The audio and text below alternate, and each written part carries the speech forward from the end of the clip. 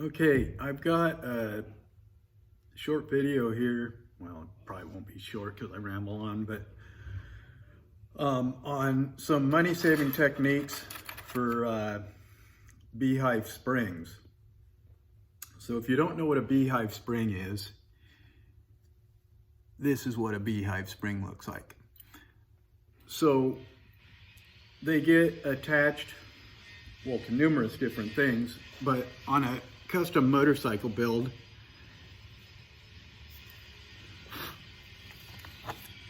oh, here, let me make a little platform. So this is the hook that you weld onto, say, an exhaust system, or a tab, and it gets welded onto an exhaust system, and you put one on each side of a slip joint, and the beehive spring puts tension on it and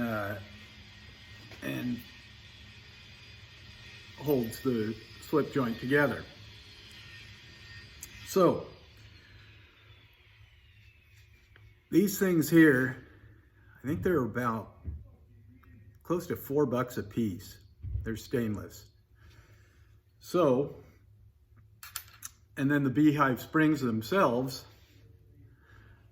are, shit, if I remember, they're like $4 or $5 a piece.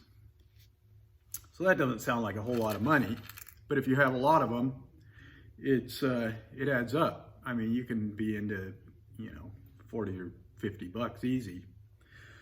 So what I do is, when I'm replacing the drum brakes on an old dirt bike or whatever, you buy the new brake pad, brake shoe kit. Well, inside there's 2 springs. So when you got the old ones out, you just hang on to the springs. So that saves you $5, well, $10 right there, because you get 2 springs out of the set of shoes. And like this one here, I've run it through the wire wheel, cleaned it up real nice. Well, not real nice. But, so what's my point? Well, I went and bought a 12-foot stick of 1/8 inch stainless steel rod. And so 12 feet cost me $4. Well, you can imagine how many of those tabs you can get with 12 feet of it. So what I did was I chucked up this 1/2 inch round stock in my lathe and drilled an 1/8 inch hole. Then I split it just with the grinder at the edge of the hole and welded it to this 3/8 round stock. I should have used 1/4 inch round stock, but I don't give a shit. Doesn't matter. So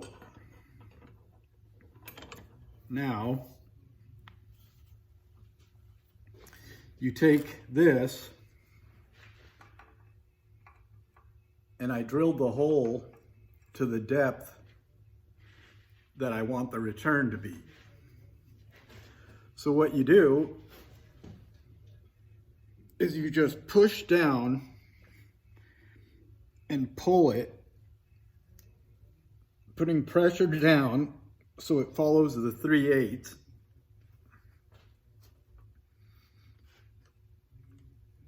And you get it bent all the way over. Well, you can see it opens up a little.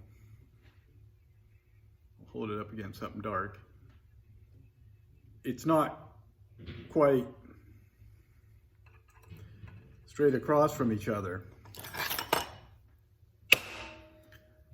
So then I take this pair of pliers, and they have a little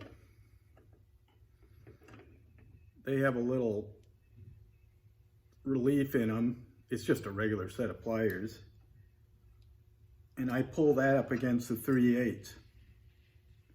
See, now that's perfect.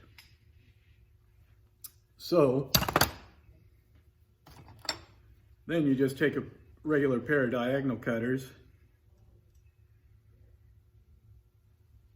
and I eyeball it to where both legs are the same length. And what I do is, this 1/8 inch is kind of hard to cut with a pair of diagonals. I mean, I could get a bigger pair, but I don't have one.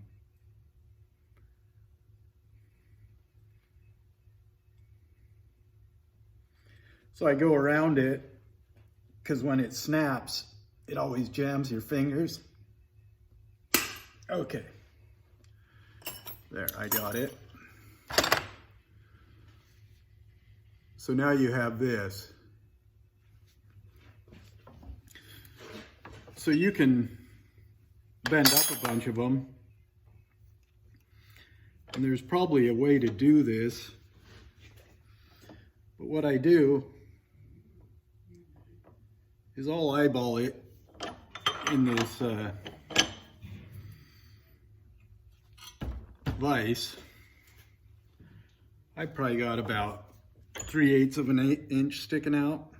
I'll go just slightly more. What you want to do is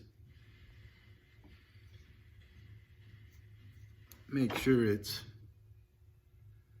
not tipped one way or the other. That's pretty close. So you tighten, these have a smooth face. And then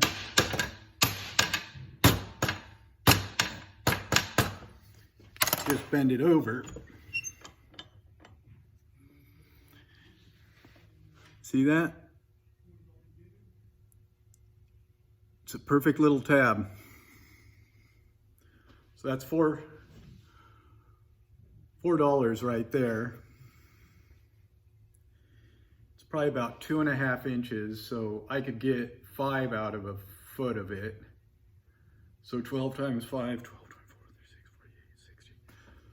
So I can get 60 of them for $4 as opposed to $4 a piece. All right, hope that helps.